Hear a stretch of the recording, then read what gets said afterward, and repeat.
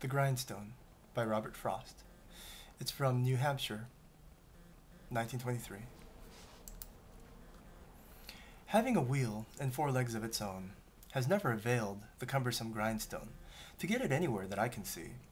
These hands have helped it go and even race. Not all the motion, though, they ever lent. Not all the miles, it may have thought it went, have got it one step from the starting place. It stands beside the same old apple tree. The shadow of the apple tree is thin. Upon it now, its feet as fast in snow. All other farm machinery is gone in, and some of it on no more legs and wheel than the grindstone can boast to stand or go. I'm thinking chiefly of the wheelbarrow.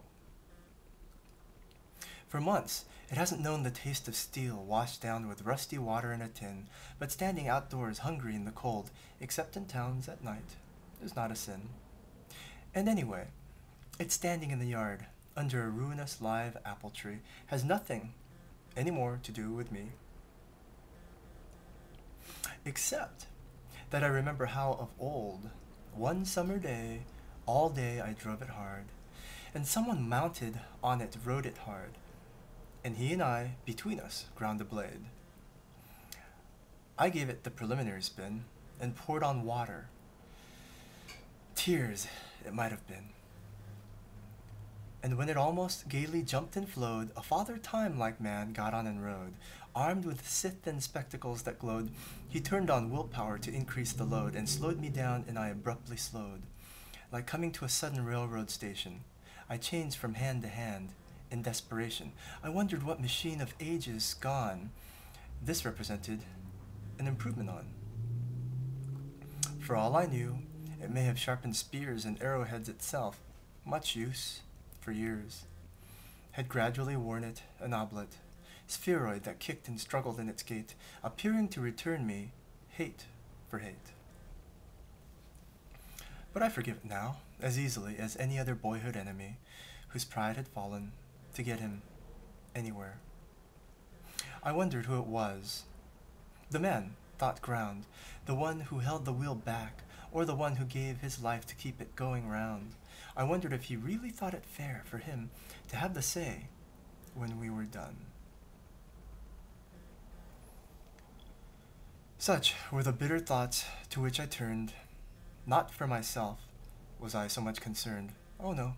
Although, of course, I could have found a better way to pass the afternoon than grinding discord out of a grindstone and beating insects at their gritty tune, nor was I for the man so much concerned. Once the grindstone almost jumped its bearing. It looked as if he might be badly thrown, and wounded on his blade.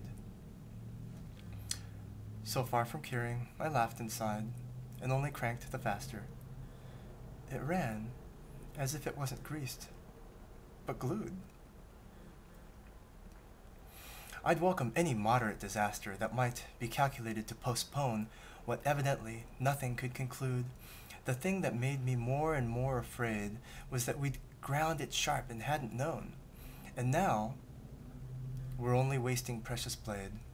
And when he raised it dripping once and tried the creepy edge of it with wary touch, and viewed it over his glasses funny-eyed, only disinterestedly to decide it needed a turn more, I could have cried.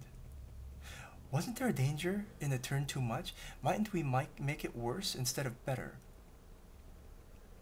I was for leaving something to the wetter. What if it wasn't all it should be? I'd be satisfied if he'd be satisfied. Lassical.com. Share your work there. I'll see you there.